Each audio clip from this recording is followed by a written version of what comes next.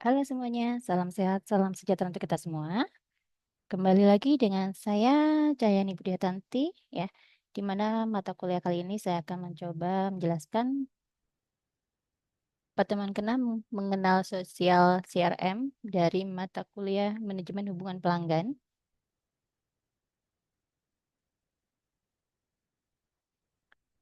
Oke, sosial CRM ya. Menurut Paul Greenberg, di dalam salah satu paper publikasinya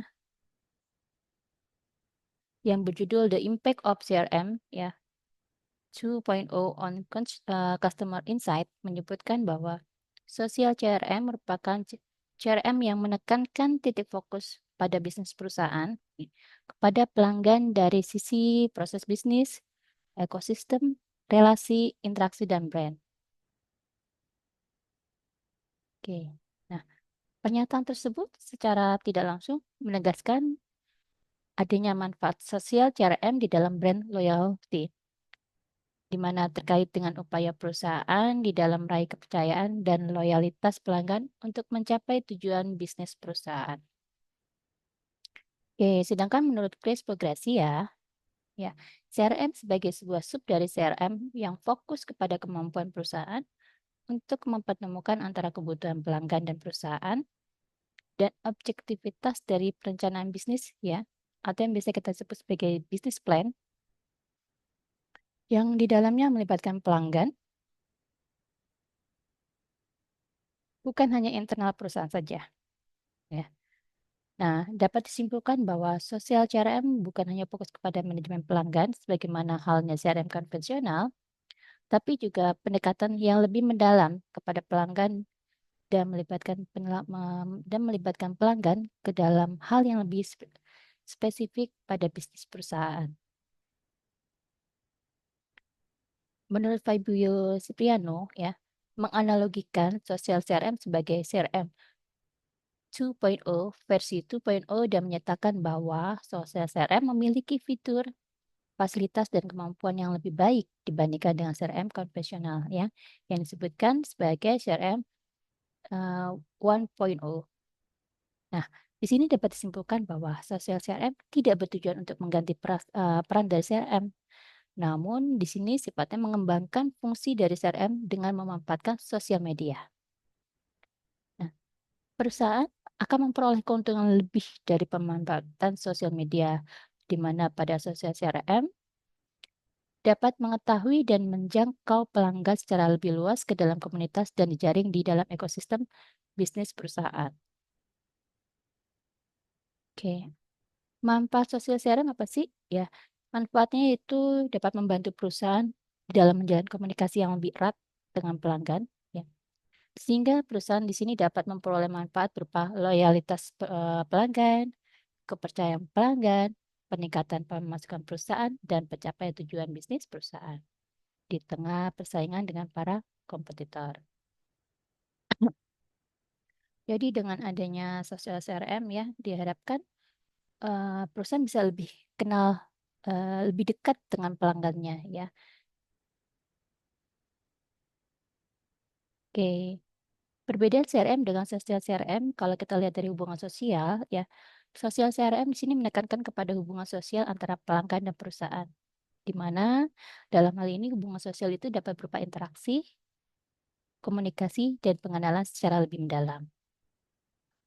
Sosial CRM sebagai bentuk atau pengembangan yang lebih baru dari CRM, di mana tidak hanya memfokuskan kepada data dan informasi mengenai pelanggan, tapi juga lebih menekankan kepada interaksi ya, yang lebih mendalam terhadap pelanggan. Nah, hal ini dilakukan melalui proses percakapan atau komunikasi. Nah, dalam hubungan sosial pelanggan ya, ikut memegang kendali terhadap 6 poin, yaitu yang pertama teknologi yang digunakan oleh perusahaan ya, kemudian ekosistem bisnis perusahaan, yang ketiga proses bisnis perusahaan, yang keempat mindset dan strategi bisnis perusahaan, yang kelima relasi yang terjadi di dalam ekosistem di dalam perusahaan tersebut, yang keenam jalur komunikasi yang digunakan.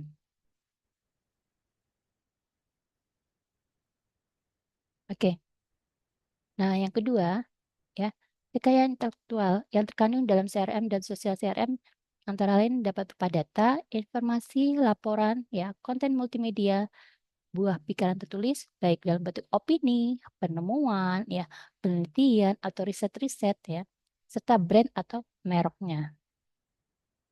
Nah, kalau kita berbicara mengenai kekayaan intelektual yang terkandung dalam CRM dari sisi bisnis, ya, maka kita akan mendapatkan perbedaan mendasar antara kepemilikan kekayaan intelektual pada CRM konvensional dengan kepemilikan kekayaan intelektual pada sosial CRM.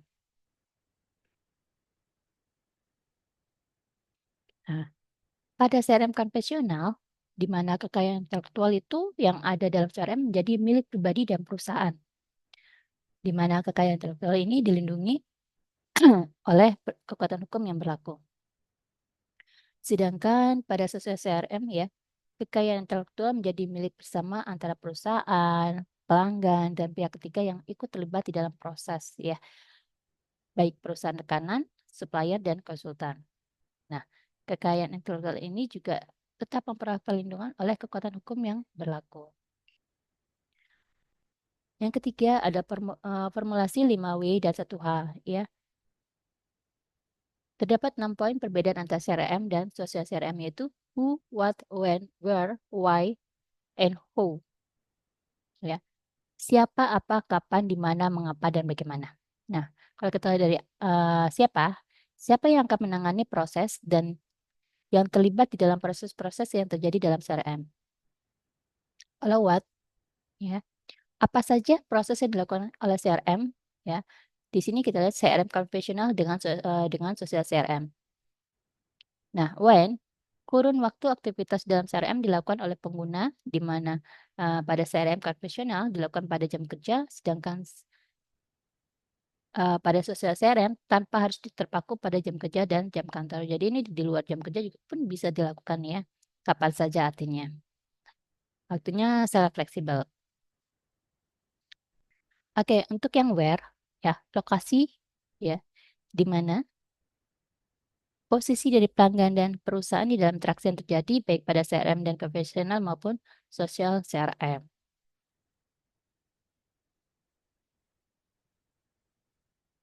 Why? Nah, alasan mendasar mengapa terjadi perbedaan mendasar dari sisi mindset ya, kemudian paradigma dan strategi bisnis perusahaan antara yang menggunakan CRM konvensional dengan yang menggunakan sosial CRM. Oke, untuk yang how itu bagaimana sih langkah atau cara yang ditempuh oleh perusahaan dalam mewujudkan sosial CRM dan beralih dari CRM konvensional. Pada CRM konvensional, langkah yang ditempuh oleh perusahaan adalah inside out, yaitu di mana perusahaan menyebarkan sebanyak mungkin karyawan mereka, ya, contohnya sales dan marketing untuk berbaru di lapangan atau di pasaran. Dalam upaya apa? Menggait pelanggan-pelanggan baru. Nah, sedangkan kalau sosial CRM itu langkah-langkah yang ditempuh bersifat outside. Oke, karakteristik sosial CRM. Menurut Paul Greenberg ya dalam buku yang berjudul CRM at the Speed of Light, 4th edition, ya, sosial CRM strategis, tools dan teknik for engage your customer menyebutkan bahwa yang pertama, sosial CRM di sini memiliki kemampuan untuk mengintegrasikan value chain skala enterprise pada CRM. Yang kedua, sosial CRM mengkolaborasikan sisi operasional dalam hal ini, yaitu pemanfaatan teknologi informasi. Oke, sosial CRM dan sosial media, ya. Sosial CRM memanfaatkan kekuatan sosial media untuk melakukan interaksi sosial dengan para pelanggan, sekaligus memasuki komunitas dan ekosistem mereka. Menurut Joe Polisi dari Content Marketing, ya, Institut menyatakan bahwa sosial media merupakan perangkat lunak komputer ya yang dibutuhkan dalam melakukan pemasaran, baik organisasi maupun individu. Untuk apa? Untuk mempromosikan barang, ya, berbagi informasi, serta dapat mempengaruhi konsumen dalam proses pencapaian target pemasaran. Nah, kalau sekarang banyak sekali ya sosial media yang digunakan untuk promosi barang. Misalkan kalau misalkan ada yang suka live-live ya biasanya kayak sekarang di media sosial TikTok ya, atau misalkan di aplikasi Ores ya kayak Shopee, Tokopedia. Nah, itu mereka memanfaatkan sosial media untuk mempromosikan bisnis mereka.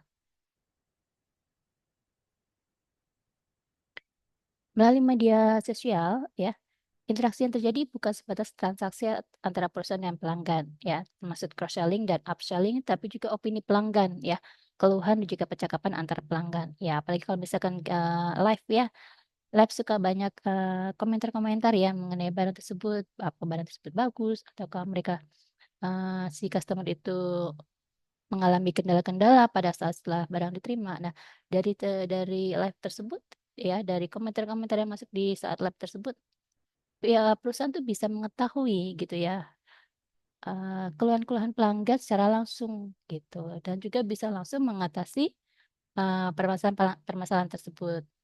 Menurut Jim dan Marios dalam publikasinya berjudul Social Marketing ya, Strengthening Company Customer Bonds ada 12 alasan memanfaatkan sosial media untuk berinteraksi dengan perusahaan melalui bentuk sosial CRM, yaitu pertama, pemberian diskon, yang kedua, kupon dan pembayaran ya, yang ketiga ulasan atau review produk dan layanan. Yang keempat, memberikan informasi umum mengenai produk dan layanan. Kemudian memberikan informasi khusus mengenai produk dan layanan. Yang keenam, memberikan informasi produk terbaru. Yang ketujuh, kita bisa menyampaikan opini mengenai produk atau layanan yang ditawarkan oleh perusahaan. Yang kedelapan, dapat memperoleh layanan dari perusahaan, ya, eh, khususnya customer service. Kesembilan, ikut berpartisipasi dalam event yang diselenggarakan oleh perusahaan. Kalau misalkan ada event-event launching barang ya, launching produk baru. Nah, itu juga bisa dimanfaatkan di situ ya di sosial media tersebut. Ke-10 memuaskan kebutuhan untuk berinteraksi sosial dengan perusahaan. Ke-11 menyampaikan ide dan usulan perbaikan produk atau layanan. Nah, ini kita bisa ketahui dari komentar-komentar yang masuk ya mengenai keluhan-keluhan ya atau mengenai ide atau usulan dari pelanggan kita. Nah, ke-12 ingin menjadi bagian dari komunitas produk atau layanan yang bersangkutan. Oke, bentuk pemanfaatan sosial media pada sosial CRM pertama itu di mana perusahaan dapat memanfaatkan sosial media kategori social networking ya. Untuk apa? Untuk menjalin jejaring sosial dengan pelanggan sekaligus memasuki ekosistem dan komunitas mereka.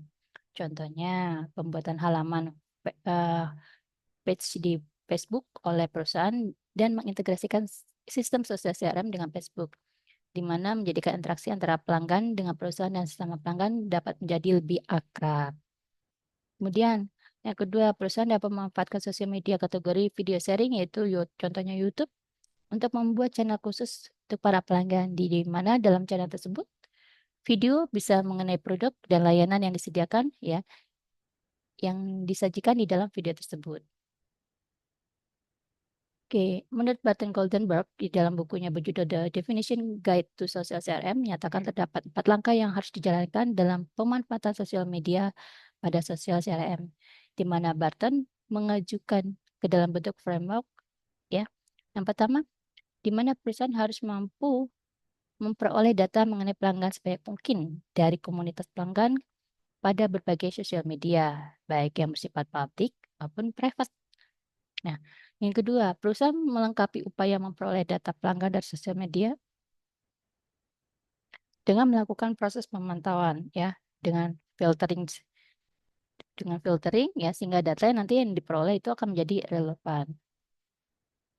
Yang ketiga, perusahaan harus mampu mengintegrasikan data dan informasi yang bersifat social insight ke dalam profil di mana setiap pelanggan yang tersimpan di dalam database dari sistem sosial CRM yang dimiliki oleh perusahaan.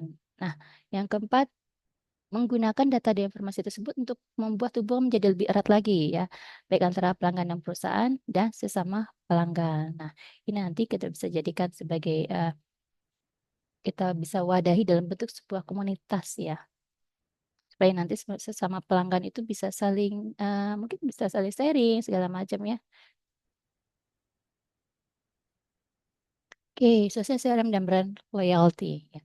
Pemanfaatan CRM dalam bentuk sosial CRM dapat membantu perusahaan dalam meningkatkan loyalitas pelanggan terhadap perusahaan. Nah, salah satu bentuk loyalitas tersebut adalah loyalitas terhadap merek atau brand yang diusung, ya, yang biasa dikenal sebagai brand loyalty. Nah, menurut John Mower, menyatakan bahwa brand loyalty di sini merupakan sebuah bentuk loyalitas dari pelanggan terhadap sebuah merek atau sebuah brand dari produk dan layanan yang disediakan oleh perusahaan kepada customer gitu. Nah, berdasarkan kebiasaan pelanggan dan setiap pelanggan terhadap sesuatu yang mereka sukai, sehingga di sini pelanggan mau dan mampu untuk membeli produk atau layanan bersangkutan secara kontinu ya. Jadi berkesinambungan gitu. Yang bersifat positif terhadap brand atau merek yang ditawarkan oleh perusahaan. Nah, customer juga memiliki komitmen tinggi ya untuk tidak beralih ke brand lain.